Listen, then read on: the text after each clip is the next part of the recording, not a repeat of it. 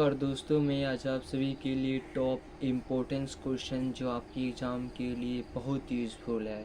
तो दोस्तों इस एपिसोड में इस वीडियो का टॉपिक यही है कि संविधान की प्रस्तावना क्या है। हमारा संविधान की प्रस्तावना से हर टॉपिक जो क्वेश्चन आता ही है किसी भी कॉम्पिटिटिव एग्ज़ाम के देखा जाए तो दोस्तों ये हमारा टॉप VVI है जो इम्पोर्टेंट है, इम्पोर्टेंस क्वेश्चन जो आपके एग्ज़ाम के लिए बहुत यूज़फुल है। ये दोस्तों हमारा पार्ट नंबर क्या है, 1 है। हमारा पार्ट नंबर क्या है, 1 है।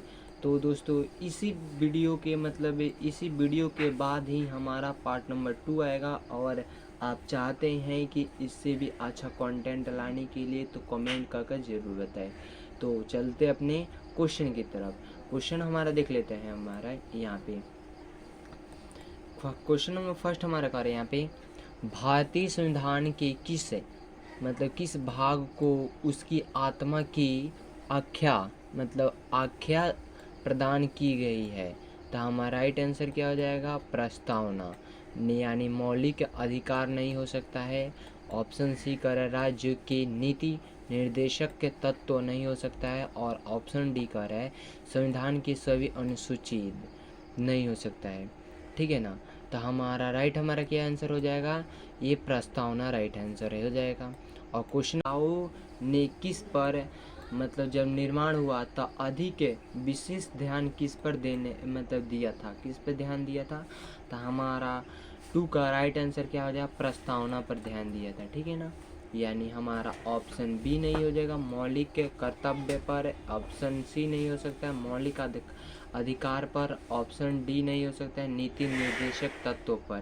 तो हमारा राइट आंसर क्या हो जाएगा, प्रस्तावना पर सबसे अधिक विशेष जब निर्माण हुआ तो संविधान ने किस पर विशेष ध्यान दिया। तो हमारा राइट आंसर क्या हो जाएगा, प्रस्तावना पर सबसे अधिक ध्यान दिया। और क्वेश्चन नंबर 3 हमारा देख लेते हैं। हमारा क्वेश्चन नंबर 3 कह रहा है, भारत में जनप्रिय संप्रभुता है क्योंकि भारत के संविधान की प्रस्तावना शुरू होती है इन शब्दों से।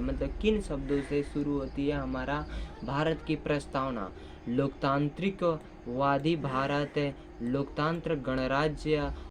ऑप्शन सी कह रहा है लोक प्रभुसत्ता। और ऑप्शन डी कह रहा है हम भारत के लोग।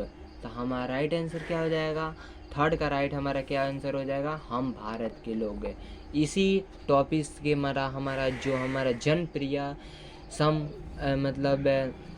संप्रभुत्व है, उसी से हमारा संविधान की प्रस्तावना शुरू होती है, हम भारत के लोग। ठीक है दोस्तों। और हमारा राइट आंसर क्या हो जाएगा, हम भारत के लोग। ऑप्शन नंबर डी हमारा राइट आंसर हो जाएगा। और क्वेश्चन नंबर 4 की तरफ चलते हैं। हमारा क्वेश्चन नंबर 4 हमारा कार्य यहाँ पे, ठीक है। क्वेश्चन नंबर 4 का है हमारा, भारत को गणतंत्र क्यों कहा जाता है। भारत को गणतंत्र क्यों कहा जाता है, ये बहुत टॉप इम्पोर्टेंट क्वेश्चन है दोस्तों, जो किसी भी एग्ज़ाम में बहुत बार आता है। तो चलते अपने ऑप्शन देख लेते हैं। हमारा ऑप्शन ए, क्योंकि ऑप्शन देखना बहुत ज़रूरी है दोस्तों, क्योंकि इसे लिखने में तो बहुत मेहनत लगता है। तो दोस्तों इसी आपके लिए हर दिन कंटेंट लाते रहते हैं, तो आप कुछ मोटिवेट कीजिए कि हर दिन इससे भी बेहतर कंटेंट लाते रहे। तो आपको क्या करना पड़ेगा, एक छोटा सा लाइक वहाँ पे लाइक कर देना है, और रेड कलर का बटन होगा उसे ब्लैक कर देना है, बस उतने ही करना है आपको। ठीक है ना। तो चलते अपने क्वेश्चन की तरफ। ठीक है ना। अब क्वेश्चन नंबर 4 का ऑप्शन ए देख लेते हैं, इसकी विधानमंडलों की अधिकतम संख्या जनता द्वारा प्रत्यक्ष चुनी जाती है। और ऑप्शन बी कर है यह राज्यों का एक संघ है। और ऑप्शन सी करा भारतीय नागरिक मूलभूत अधिकारों का उपयोग कराती है। और ऑप्शन डी कर यहाँ पे यहाँ राज्य का मुख्य निर्धारित अवधि के लिए निर्वाचन हेतु होता है।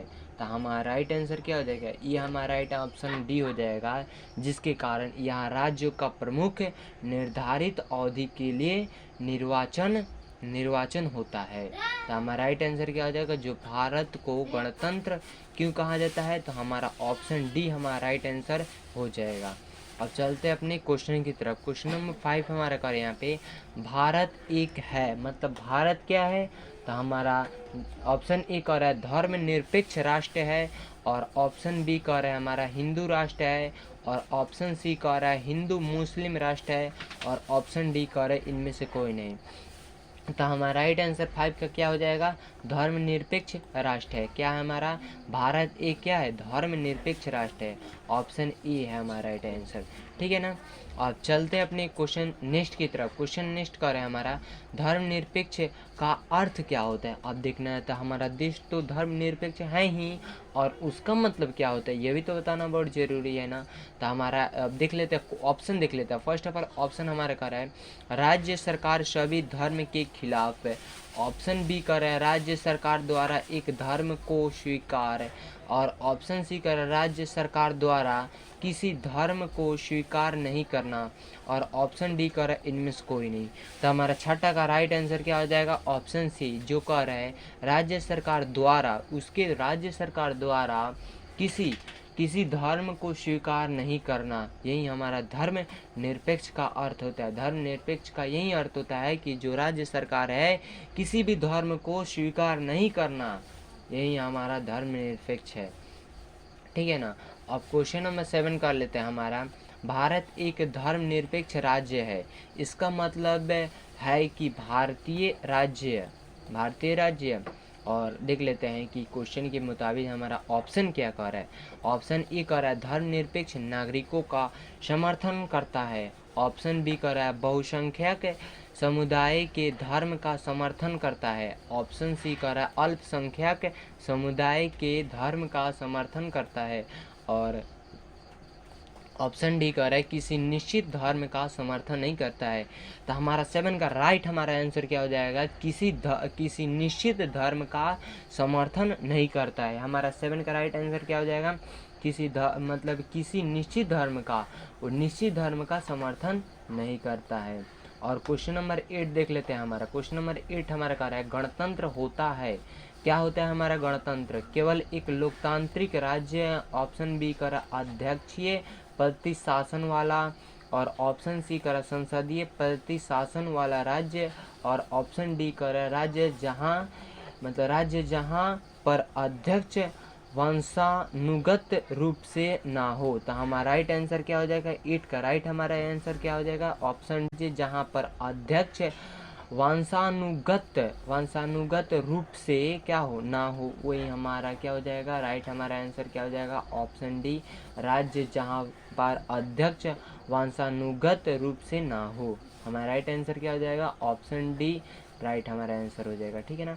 अब चलते हैं अपने क्वेश्चन की तरफ 9 की तरफ। क्वेश्चन नंबर 9 हमारा कर यहाँ पे निम्नलिखित में से वे दो शब्द कौन सा है, मतलब वे दो शब्द कौन है जिनका समावेशन 42वें संशोधन द्वारा संविधान की उद्देशिका में किया गया था। मतलब वो 42वें संशोधन में दो शब्द कौन सा है जो 42वें संशोधन के उद्देशिका में किया गया था। तो हमारा ऑप्शन ए कह रहा है धर्मनिरपेक्ष लोकतांत्रिक, ऑप्शन बी कह रहा है प्रभुत्व संपन्न लोकतांत्रिक, और ऑप्शन सी कह रहा है समाजवादी धर्मनिरपेक्ष, और ऑप्शन डी कह रहा है धर्मनिरपेक्ष गणतंत्र। तो हमारा 9 का राइट हमारा क्या आंसर हो जाएगा, जो समाजवादी धर्मनिरपेक्ष, क्या हो जाएगा, धर्मनिरपेक्ष समाजवादी। 9 का हमारा राइट आंसर क्या हो जाएगा, धर्मनिरपेक्ष समाजवादी। और देख लेते हैं हमारा 10 नंबर क्वेश्चन, भारतीय संविधान के प्रस्तावना, मतलब भारतीय संविधान के प्रस्तावना में भारत को किस रूप में घोषित किया गया था। मतलब जब भारत संविधान के प्रस्तावना में भारत को किस रूप से में घोषित किया गया था। तो हमारा 10 का हमारा राइट आंसर क्या हो जाएगा, ऑप्शन सी हो जाएगा, जो यहाँ पे एक प्रभुत्व संपन्न समाजवादी निरपेक्ष, मतलब धर्मनिरपेक्ष प्रजातांत्रिक गणराज्य, यह हमारा क्या हुआ था, इसी भारतीय संविधान के इसी घोषित किया गया था। भारत को किस रूप में घोषित किया गया, तो हमारा एक प्रभुत्व संपन्न राज्य और हमारा समाजवादी धर्मनिरपेक्ष प्रजातंत्र गणराज्य में हमारा इसका क्या हुआ था, मतलब घोषित किया गया था, जब हमारा भारतीय संविधान के प्रस्तावना में घोषित किया गया है, तो हमारा यही घोषित किया गया है। अब क्वेश्चन नंबर 11 देख लेते हैं। हमारा क्वेश्चन नंबर 11 कह रहा है भारतीय मतलब भारत एक गणतंत्र है, इसका अर्थ क्या होता है। अब देखना है, भारत एक गणतंत्र है ही, उसका मतलब क्या होता है। तो हमारा ऑप्शन ए कह रहा है सभी मामलों में अंतिम अधिकार जनता के पास है, और ऑप्शन बी कह रहा है भारत में संसदीय शासन व्यवस्था है, और ऑप्शन सी कह रहा है भारत में अवंशानुगत शासन नहीं है, और ऑप्शन डी कह रहा है भारत राज्य का एक संघ है। तो हमारा ये 4 ऑप्शन में से 11 का हमारा राइट आंसर क्या हो जाएगा, ऑप्शन सी, जो हमारा भारत में अवंशानुगत शासन नहीं है। ठीक है ना। अब चलते हैं अपने क्वेश्चन की तरफ, नेक्स्ट क्वेश्चन की तरफ। नेक्स्ट क्वेश्चन हमारा कर यहाँ पे निम्नलिखित में से कौन सा शब्द भारत के संविधान नहीं है।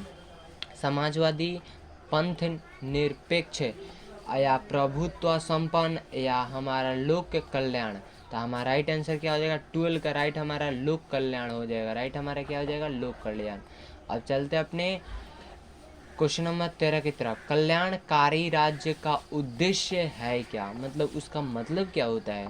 तो हमारा 13 का राइट हमारा आंसर हो जाएगा, ऑप्शन देख लेते हैं, अधिकतम संख्या का अधिकतम कल्याण सुनिश्चित करना, या ऑप्शन बी कर रहा है कमजोर वर्गों के कल्याण का प्रबंधन करना, और ऑप्शन सी कर रहा है सभी नागरिकों को स्वस्थ सुविधा प्रदान करना, और ऑप्शन डी कर इनमें से कोई नहीं।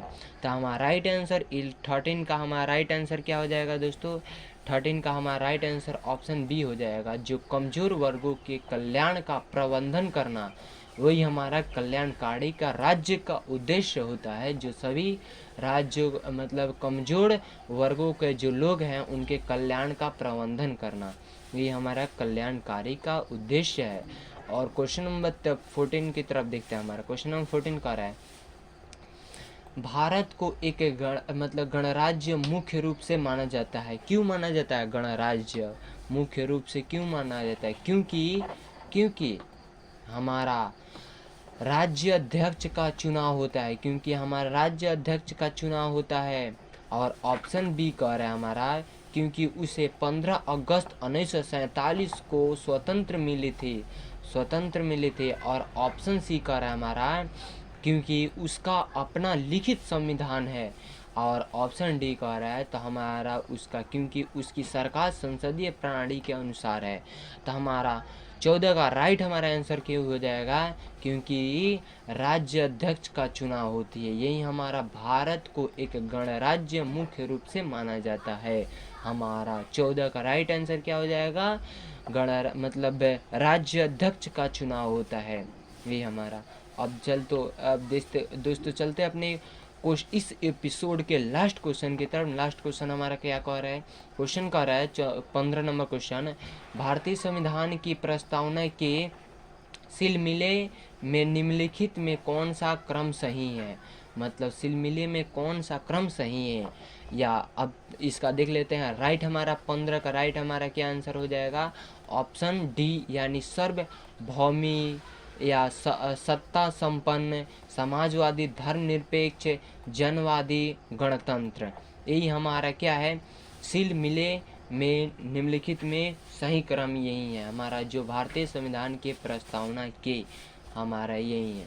अभी हमारा देख लेते हैं ऑप्शन ए, तो गणतंत्र, जनवादी, धर्मनिरपेक्ष, समाजवादी, सार्वभौमी, सत्ता संपन्न नहीं हो सकता है।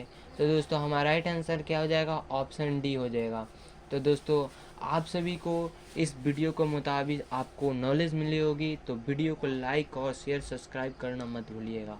Thanks for watching video, bye bye.